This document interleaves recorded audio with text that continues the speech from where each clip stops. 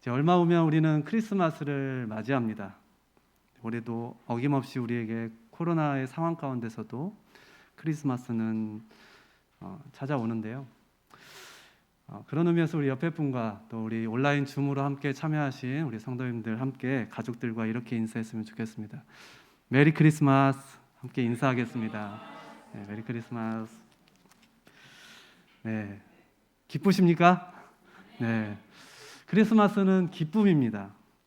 어김없이 우리는 크리스마스를 맞이하지만 크리스마스는 정말 기쁨인 것이죠. 왜 그렇습니까? 우리가 방금 조금 전에 했던 이 캐롤송의 제목처럼 기쁘다 구주 오셨기 때문입니다. 아멘. 여러분, 그런데 실은 이 메리 크리스마스의 뜻은 예수님이 진짜 그날 탄생하신 것이 아니죠. 예수님의 그 탄생을 기뻐하면서 그 예수님을 경배하는 온 백성들이 예수님을 경배하는 그런 의미를 담고 있습니다. 그래서 이것을 누가복음 2장 10절은 이렇게 그 목자들에게 천사가 이렇게 말씀하죠. 천사가 이르되 무서워하지 말라. 보라, 내가 온 백성에게 미칠 큰 기쁨의 좋은 소식을 너희에게 전하노라. 아멘. 여러분, 그 소식이 무엇입니까? 다윗의 동네 베들레헴에서 너희를 위하여 구주가 나셨으니 곧 그리스도 주시니라. 아멘. 이렇게 예수님의 탄생은 바로 우리에게 기쁨의 좋은 소식이라는 것입니다. 그냥 한 생명이 태어난, 한 아기가 태어난 그런 날이 아니라는 것입니다. 그분은 메시아요, 온 인류를 구원하여 주시는 그 구원자 되시는 그 예수님이 태어나신 날이기 때문입니다. 그래서 그분 때문에 우리의 인생이 바뀔 것이고, 그분 때문에 우리의 상처가 치유될 것이고, 또 그분 때문에 우리의 저주가 끊어질 것입니다. 아멘. 그리고 그분 때문에 우리의 삶의 미래가, 우리의 목적이 참 소망으로 가득 찰 것입니다. 그렇기 때문에 예수님 때문에 우리는 기뻐할 수 있는 것입니다. 여러분, 이것이 바로 우리의 믿음인 것이죠. 우리가 살아가는 신앙의 모습인 것입니다. 그래서 말씀과 이 기쁨은, 믿음과 이 기쁨은 함께 가는 것입니다. 영적으로 죽어있다 살아난 그것이 신앙인데 어떻게 죽었다 살아난 사람이 기쁘지 않고 우울할 수 있겠습니까? 그런 의미에서 이것을 주시는 우리 하나님은 바로 기쁨의 하나님이십니다. 기쁨을 주시는 하나님이신 거죠. Joyful God. 그 하나님의 나라, 그렇다면 그 천국은 어떤 것입니까? 어떤 곳입니까? 하나님이 거하시는 그 천국, 하나님의 나라는 평화롭고 조용하고 거룩하고 엄숙한, 마치 제가 지금 떨리는데요. 네, 그런 수도원과 같은 분위기일까요? 저는 개인적으로 그런 분위기를 참 좋아하긴 합니다. 왜냐하면 집에 가면 하루 종일 떠드는 애들이 있거든요. 그래서 좀 조용했으면 좋겠는 그런. 여러분, 우리가 장례식장 가면 어떻습니까? 엄숙하고 조용하죠. 그렇지만 그와 반대로 천국은 바로 축제입니다. 왜 그렇습니까? 요한계시록 말씀의 19장에 천국을 어린 양의 혼인잔치라고 표현하고 있습니다. 여러분, 그렇다면 이 혼인잔치에서 어떻게 조용하고 또 묵상하며 지낼 수 있을까요? 즐겁고 기쁨이 넘치는 것이죠. 더 이상의 이 땅의 아픔과 고통과 애통함과 상처가 없기에 그곳은 기쁨과 웃음과 감사와 즐거움이 넘치는 바로 축제의 현장인 것이죠.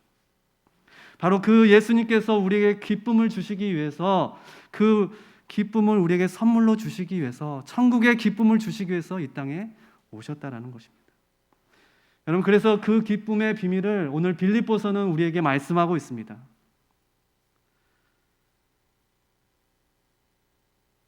여러분, 빌립보서에 수신자가 있습니다. 그 빌립보 교회인데요. 사도 바울이 2차 전도 여행을 다니면서 유럽에 처음 개척한 교회입니다. 그 유럽에 처음으로 개척한 이 빌립보 교회에게 지금 사도 바울은 그 성도들에게 편지하고 있습니다. 그런데요, 지금 이 사도 바울은 그의 상황이 쇠사슬로 묶여 있어서 감옥에 갇혀서 어떠한 자유도 없고 기쁨도 없고 소망도 없는 그런 상황 가운데 놓여 있습니다. 죽음을 맞이할 수 있는 그런 상황 가운데 로마 감옥에 갇혀 있는 상황입니다. 그런데 그가 지금 그의 입에서 나오는 말은 기뻐하라. 그리고 너를 생각할 때마다 나는 너를 너무나도 기쁘다. 나는 너를 위해서 기쁨으로 항상 간구하고 있다 라고 편지를 쓰고 있습니다. 그렇게 고백하면서 하나님이 너와 함께 하신다라고 격려의 편지를 보내고 있는 것입니다. 여러분, 이것이 진정한 성도의 참 기쁨의 모습인 것이죠. 그러기에 이 기쁨은 우리가 상황 때문에 흔들리거나 어떠한 사람 때문에 우리가 움직이는 것이 아니라 왔다 갔다 하는 것이 아니라 우리의 성과나 결과에 따라서 바뀌는 그런 불확실한 기쁨이 아니라는 것입니다. 그것은 바로 어떤 상황에서도 그것을 초월하는 기쁨, 그 기쁨을 사도 바울은 말씀하고 있습니다. 여러분, 마치 우리가 이 크리스마스의 그 기쁨이 이런 선물에 있다면, 우리가 함께 즐거운 가족들과 파티하면서 하는 이 축제에만 머물러 있다면, 아니면 연말이니까 어려운 이웃에게 내가 착한 일 해야지 하는 그런 마음 뿌듯한 일, 그 정도에만 국한된다면 여러분, 분명히 그 기쁨은 시간이 지나면 사라들겠죠. 영원하지 않기 때문에 결국 공허해지는 것입니다. 이 땅에서 우리의 어떤 환경도, 어떤 것도, 어떤 열심도, 어떠한 노력도 그렇게 완전하지 않다라는 것입니다. 그런 면에서 이 크리스마스의 기쁨은 훔칠 필요가 없는 것이었어요. 사도 바울은 지금 감옥에 갇혀 있으면서 자기가 사랑하는 이 빌립보 교인들에게 그 기쁨은 상황에 있는 것이 아니라 그 비밀을 우리에게 말씀하고 있는데, 우리 3장 1절 말씀 다시 한번 읽어보도록 하겠습니다. 다 같이 3장 1절 말씀입니다. 시작. 끝으로 나의 형제들아,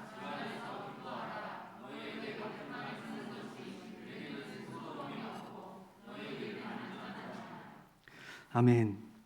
사도 바울은 계속해서 반복하며 강조하고 있습니다. 1장에서도 2장에서도 3장에서도 계속해서 기쁨을 강조하고 있습니다. 그 기쁨을 강구하며 기뻐하라라고 말하고 있습니다. 그것은 상황 때문이 아닌 것이죠. 관점을 주는 것입니다. 그래서 3장 15절에 이렇게 얘기하고 있습니다. 그러므로 누구든지 우리 온전히 이룬 자들은 이렇게 생각할지니 만일 어떤 일에 너희가 달리 생각하면 하나님이 이것도 너희에게 나타내시리라. 여러분, 건강하고 성숙한 이 성도의 관점은 이 상황을 뛰어넘는 부르심을 보는 것입니다. 그런데 여기서 키워드가 뭘까요? 바로 주 안에서, 우리 주 안에서. 네. 기쁨은 세상 사람들이 다 원하고 있습니다. 그런데 진정으로 상황을 초월하는 기쁨은 여기에 있다라는 것입니다. 바로 주 안에서 기뻐하는 것.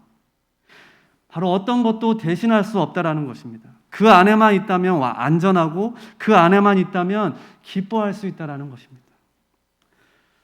지난 주중에 우리 목사님들하고 또 얘기를 했는데요. 얘기하다가 지진 얘기를 한 적이 있습니다. 이 두 분의 목사님은 그 일본에서 지진을 경험하셨다고 하더라고요. 저는 경험해보지 않았는데 땅 흔들리고 막 건물이 흔들리는 것 때문에 이 약간의 폐쇄공포증이 있는 분이 계시다고 합니다. 두 분 중에 한 분이겠죠. 네. 그리고 지난주에 또 미국의 엄청난 토네이도가 있었습니다. 그런데 그 지나간 자리마다 형체를 알 수 없는 그런 쑥대밭의 모습을 보게 되었습니다. 그리고 그곳에 어떤 한 주민을 인터뷰한 그런 내용을 보게 되었는데, 영상을 보게 되었는데, 그는 어렸을 때부터 그의 부모님의 부모님이 오랫동안 사셨던 곳이었습니다. 그런데 그곳이 형체를 알아볼 수 없을 정도로 완전히 다 쑥대밭이 되었습니다. 그래서 집도절도 없는 곳, 그곳을 바라보면서 이제 아무런 소망도 없다, 나에게는 아무런 기쁨이 없습니다라는 그런 인터뷰하는 내용을 보게 되었습니다. 여러분, 만약 우리에게 지진이 우리 앞에 놓여 있다면, 지진이 일어난다면, 엄청난 토네이도가 우리 동네를 다 휩쓸고 갔다고 한번 생각해 보십시오. 여러분 그 안에 있을 수 있겠습니까? 불안하고 두렵고 그곳을 빨리 도망쳐서 새로운 곳으로 다시 또 이제 가야겠죠. 여러분 폭풍이 불어온다고 상상해 보십시오. 어디로 도망가시겠습니까? 네. 만약 우리가 이 튼튼한 집 안에 있다라고 생각하면, 그래서 내가 있는 이곳은 안전하다고 생각하면 우리는 창밖을 바라보면서 이렇게 차 한잔을 하면서 와, 폭풍 멋있다 이렇게 하겠죠. 여유를 부리겠죠. 사랑하는 성도 여러분, 이것이 주 안에 있는 기쁨이라고 오늘 사도 바울은 말하는 것입니다. 주님 안에 있을 때 그 기쁨을 우리는 누릴 수 있다는 거예요. 우리 주님이 그런 분이시라는 거예요. 주님 안에 있으면 걱정이 없기에 우리의 마음이 평안하다는 것입니다. 그래서 그 주님 안에 내가 있다면 어느 누구도 어느 무엇도 나를 무너뜨릴 수 없고 빼앗을 수 없고 나를 쓰러뜨릴 수 없는 것입니다. 그것이 사도 바울이 말하고 있는 주 안에서 기뻐하라 라는 것입니다. 우리 옆에 분과 이렇게 한번 얘기해 볼까요? 주님 안에 기뻐하고 계십니까? 네. 정말 주님 안에 거하는 기쁨을 누리고 계십니까? 여러분 오늘 본문의 사도 바울은 우리 성도들에게 있어 그런데 늘 기쁨이 있는 것이 아니라고 말합니다. 그리고 그 기쁨을 도둑질 행하는 것들, 그런 것이 있다라고 오늘 교훈하고 있습니다. 그렇다면 사도 바울이 그 도둑질하는 것들이 무엇인지, 우리 성도인 우리의 인생의 그 기쁨을 도둑질하는 그 빼앗는 것은 무엇인지 오늘 두 가지를 말씀드리겠습니다. 첫 번째로 성도인 우리 인생의 기쁨을 빼앗는 것은 바로 종교라는 것입니다. 그 기쁨을 도둑질하는 것이 있는데 2절과 3절에 이렇게 말합니다. 개들을 삼가고 행악하는 자들을 삼가고 몸을 상해하는 일을 삼가라. 하나님의 성령으로 봉사하며 그리스도 예수로 자랑하고 육체를 신뢰하지 아니하는 우리가 곧 할례파라.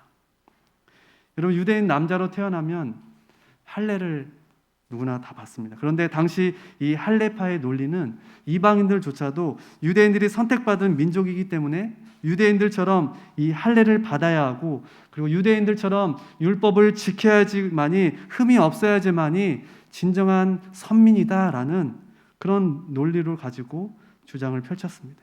그런데 지금 사도 바울은 이것이야말로 은혜를 훼손하는 것이다 라고 말합니다. 그리고 아주 심한 말로 그들을 개라고 표현하고 있습니다. 그것뿐만 아니라 행악하는 자, 몸을 해치는 일을 삼가라고 우리에게 경고합니다. 그리고 대신에 3절에 보시면 성령으로 봉사하며 예수 그리스도를 자랑하고 육체를 신뢰하지 않는 것이 진정한 할례파다라고, 그것이 바로 진정한 그리스도인이다, 진정한 성도라고 우리에게 말씀하고 있는 것입니다. 여러분 율법주의자들은 계명을 지키는 것을 그들의 의로 여기며 자랑하며 살았던 사람들입니다. 성경에 나오는 이 율법주의자들은 대부분 공식적인 자리에서 나타나며 큰 목소리로 얘기합니다.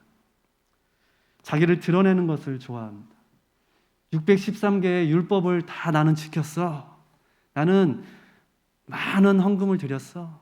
나는 교회에 엄청난 봉사를 했어. 그 사람들이 얘기하는 것은 진정으로 율법을 지키는 것이, 유대인처럼 사는 것이, 그것이 하나님의 선민이다라고 말했습니다. 그렇게 행동했습니다. 그렇지만 예수님께서는 그 당시 율법주의자들을 어떻게 얘기했습니까?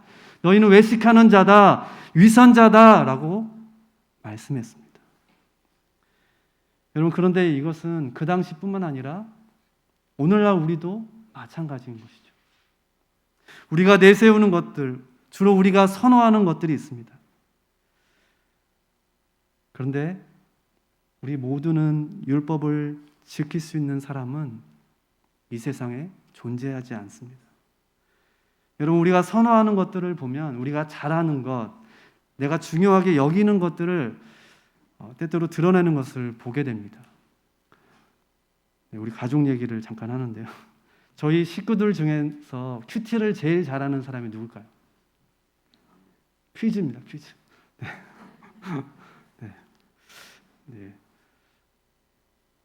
정답은 안 알려드리겠습니다. 목사님 제가 잘 해야겠죠.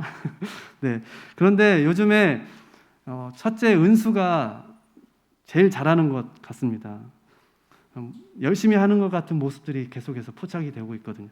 아침에 눈 뜨면 일어나면 자기가 하루 할 일을 가지고 큐티책이랑 뭐 공부할 것들 가지고 식탁에 딱 앉아가지고 한참을 앉아 있습니다. 그런데 동생들이 이제 깨어나면 동생들이 거실에서 막 놀고 있으면 막 그 마음을 뺏기기도 하는데 어쨌든 오랫동안 앉아 있으면서 무엇인가를 막 하고 있습니다. 그런데 가끔씩 아침 식사 중에 제가 이렇게 말을 하더라고요. 여보 큐티했어? 우리 큐티합시다. 어제 큐티했어요? 라고 질문하는 것입니다. 특별히 요즘 막내가 좀 잘 안 하는데 그렇게 제가 잔소리를 할 때가 있다는 것입니다. 그런데 어느 날 문득 깜짝 놀랐습니다. 제가 그렇게 큐티를 잘할 때마다 그러한 모습들을 보이고 있었다는 것입니다. 제가 큐티를 잘 안 한 날은 들킬까봐 조용히 그냥 입 다물고 그냥 조용히 밥 먹고 그러더라고요, 제가. 여러분, 큐티를 안 하는 것보다 하는 게 낫긴 하죠. 그렇죠? 그런데 그것이 율법적인 행위와 같다라는 것을 제가 보게 되었습니다. 그것을 가지고 우리가 어쩌면 우리의 자녀들에게, 우리 아이들에게 영적 학대를 하고 있는지 돌아보게 되었습니다. 여러분, 사랑하는 성도 여러분, 이 율법의 목적은 그 율법을 다 지키는 데 있다는 것이 아니라는 것입니다. 그럼 무엇입니까? 어느 누구도 그것을 다 지킬 수 없기 때문에, 어느 누구도 그것을 다 지켰다라고 말할 수 없기 때문에 우리 모두가 다 죄인입니다라는 것을 깨닫는 데 있다라는 것입니다. 아멘. 그래서 로마서 3장 19절로 20절은 이렇게 우리에게 말씀합니다. 우리가 알거니와 무릇 율법이 말하는 바는 율법 아래에 있는 자들에게 말하는 것이니 이는 모든 입을 막고 온 세상으로 하나님의 심판 아래에 있게 하려 함이라. 그러므로 율법의 행위로 그의 앞에 의롭다 하심을 얻을 육체가 없나니 율법으로는 죄를 깨달음이니라. 아멘. 여러분, 성경에 분명히 쓰여 있습니다. 율법의 행위로 어느 누구도 하나님 앞에서 의롭다 할 수 없다라는 것입니다. 자랑할 수 있는 자가 아무도 없습니다. 그러기에 우리가 율법을 가지고 내가 가지고 있는 그 율법적인 그런 모습 때문에 따지러 들지 마십시오. 내가 누구보다 잘한다고 그러나 하나라도 율법을 우리는 어깁니다. 그러기에 우리는 모두 다 죄인인 것입니다. 우리는 따져도 우리가 잘하는 것만 따집니다. 그렇죠? 그런데 그것이 바로 기쁨을 빼앗는 종교라고 말하고 있는 것입니다. 진정한 능력과 복음이 아니라는 것을 우리는 분명하게 기억해야 되는 것입니다. 사랑하는 성도 여러분, 율법은 사람을 바꿀 수 없습니다. 오직 하나님의 사랑과 그 하나님의 은혜만이 사람을 바꿀 수 있습니다. 아멘. 여러분, 그렇기 때문에 그 사랑 안에 거하며 그 은혜 안에 거하시면서 우리의 자녀들을, 우리의 아이들을 대해 주시길 축복합니다. 두 번째로 우리 인생의 기쁨을 빼앗는 것, 그것은 세상 기준을 자랑 삼는 것에 있다라는 것입니다. 사도 바울은 지금 4절로 7절까지 뭐라고 얘기하냐면 바로 스펙, 자신의 이력에 대해서 얘기합니다. 우리가 빌립보서 말씀을 수요일마다 우리 조 목사님 통해서 듣습니다. 유튜브를 통해서 다시 듣기를 할 수 있습니다. 좋아요, 구독하기 꼭 해주시고요. 네. 여러분, 목사님께서 말씀하신 나의 명함을 이마에 딱 붙이고 다니는 것 같다라는 것입니다. 지금 너희들이 스펙을 자랑할 것이면 나도 뒤지지 않는다. 그리고 자신의 스펙이 더 자랑할 것이 많다라고 얘기하고 있습니다. 그 스펙이 어떤지 우리 한번 보겠습니다. 5절로 6절 말씀인데요. 한번 읽어보겠습니다. 5절로 6절 말씀 시작. 나는 8일 만에 할례를 받고 이스라엘 족속이요 베냐민 지파요 히브리인 중에 히브리인이요 열심으로는 교회를 박해하고 율법의 의로는 흠이 없는 자라. 여러분, 이것을 읽으면서 뭐가 생각나십니까? 뭐 그렇게 대단한 것인가요? 우리는 2021년을 살아가고 있습니다. 별로 중요하지 않습니다. 저거와 우리하고 상관없죠. 그렇지만 그 당시 유대인들에게는 나 금수저야 라고 말하는 것입니다. 나는 좋은 가문에서 태어났고 나는 최고의 가말리엘 문화생이고 최고의 교육을 받았고 종교적으로는 최고의 지위와 명예를 가지고 있어 라고 말하라는 것입니다. 더 나아가서 나는 그 상황만 좋은 것이 아니라 내가 하는 열심은 모든 유대인들이 알아주는 능력이야 라고 말하는 것입니다. 여러분, 그런데 이것이 왜 나쁘지 않죠? 사도 바울도 그래서 유익하게 여길 수 있다라고 말씀합니다. 여러분, 우리는 우리의 스펙을 위해서 열심히 가꾸고 애쓰고 노력합니다.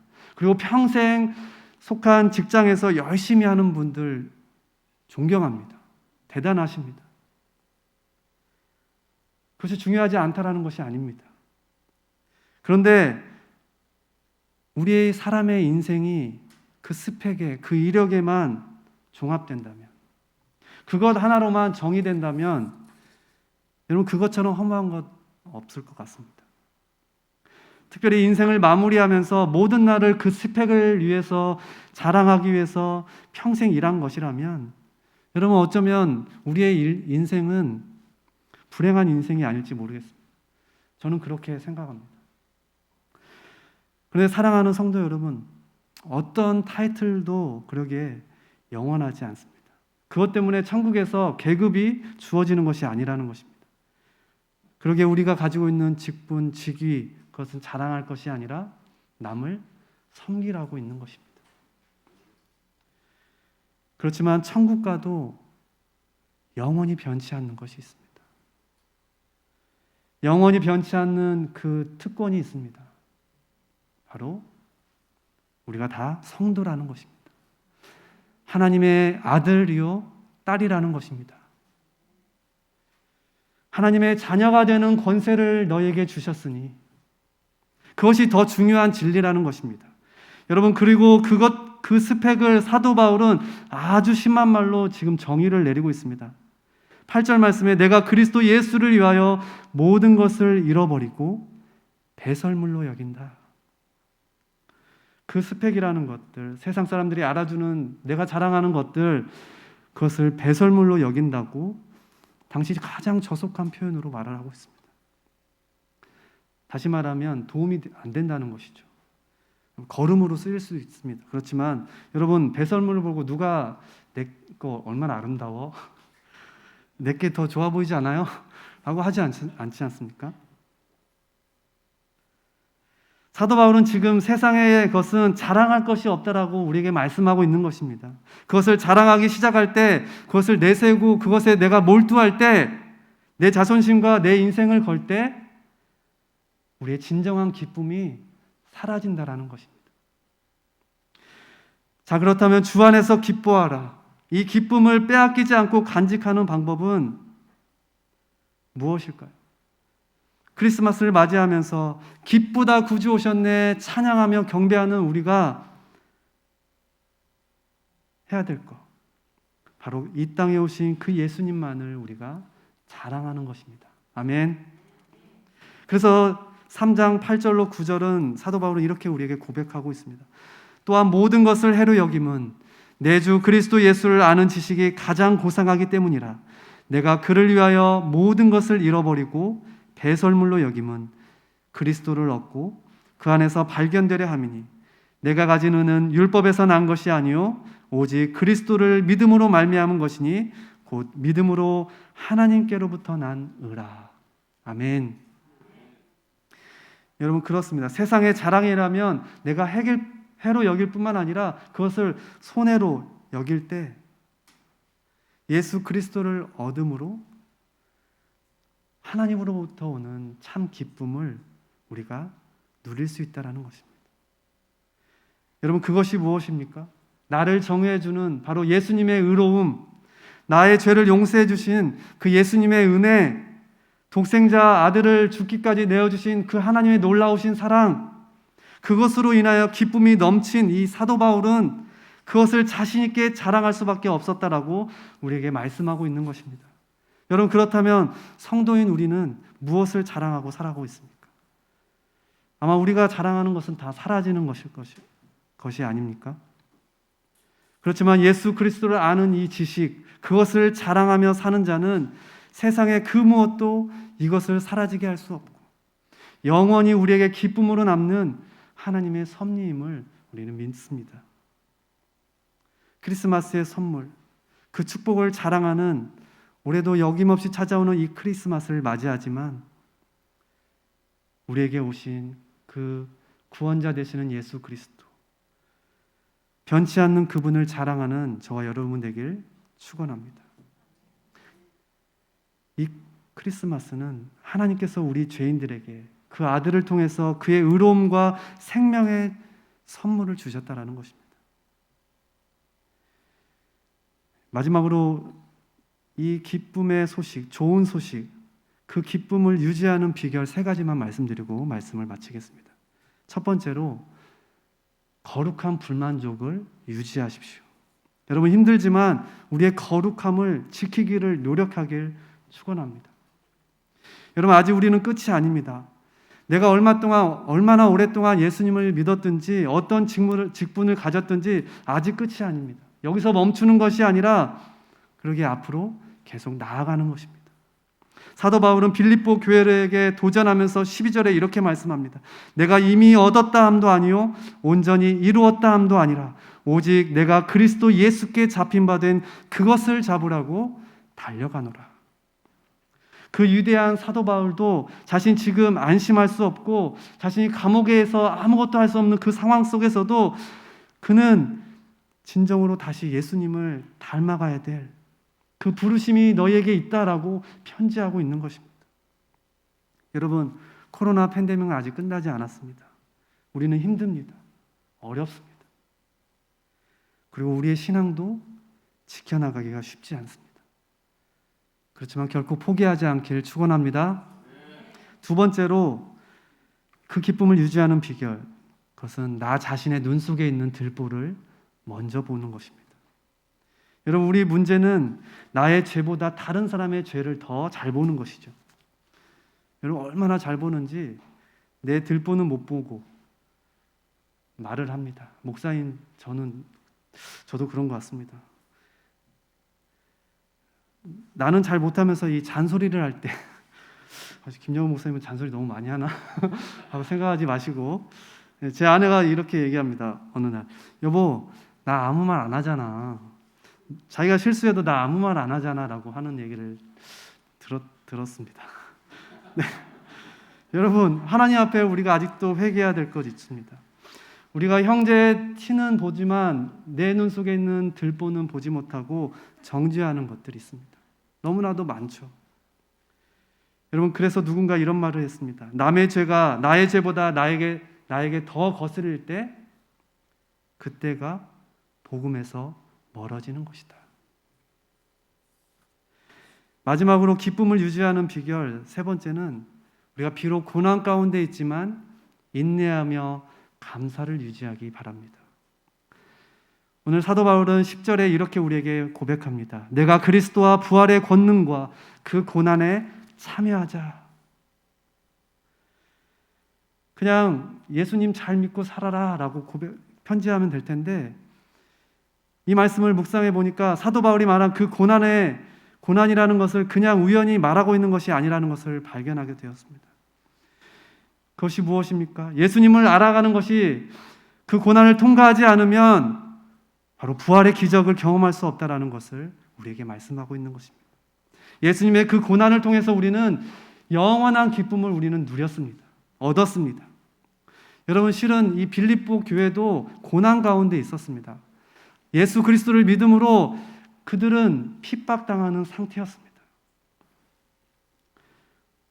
그렇지만 그 고난보다 더 큰 기쁨이 있다라고, 그리고 그들의 고난으로 인해서 복음의 진전이 있다라고 격려하고 있는 것을 보게 됩니다. 사랑하는 성도 여러분, 우리 앞에 놓인 고난, 말 못할 고통, 위드 코로나라고 우리는 어려운 상황 가운데 있습니다. 무어라 말할 수 없습니다. 그렇지만 두려워 마시고 이 가운데 감사하며 진정으로 주님이 나에게 오신 그 소망을 가지셔서 기쁘다 구주셨네, 참 기쁨을 누리며 살아가는 저와 여러분 되길 주님의 이름으로 축원합니다. 아멘. 기도하겠습니다. 우리 다 같이 일어나서 나의 만족과 유익을 위해 부르신 후에 봉헌하겠습니다.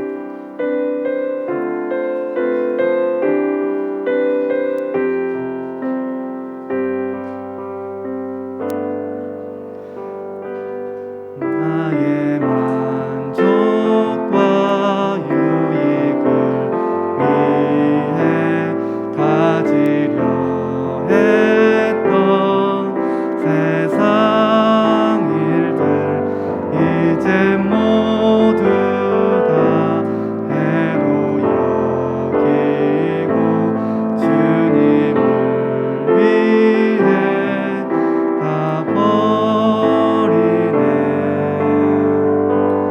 내 안에 가장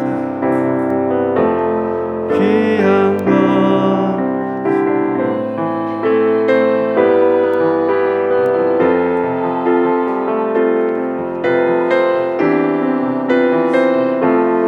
의와 기쁨 되신 주 사랑합니다.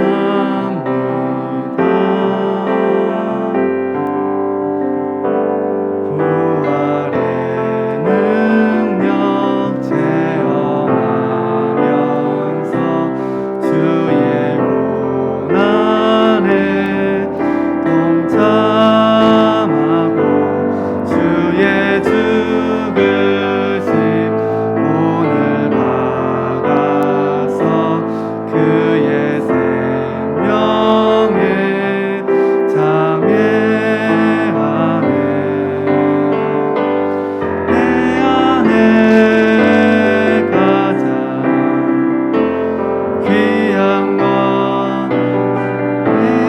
힘을 알미라.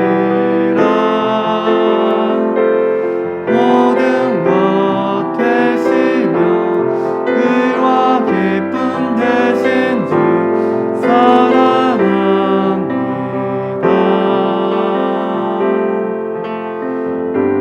나의 주.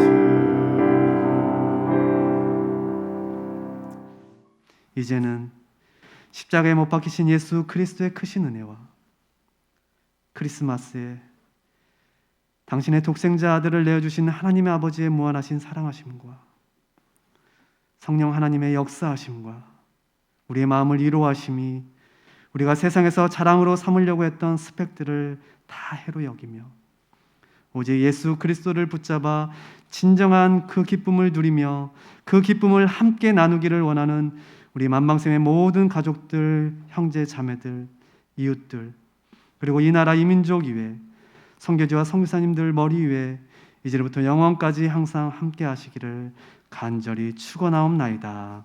아멘.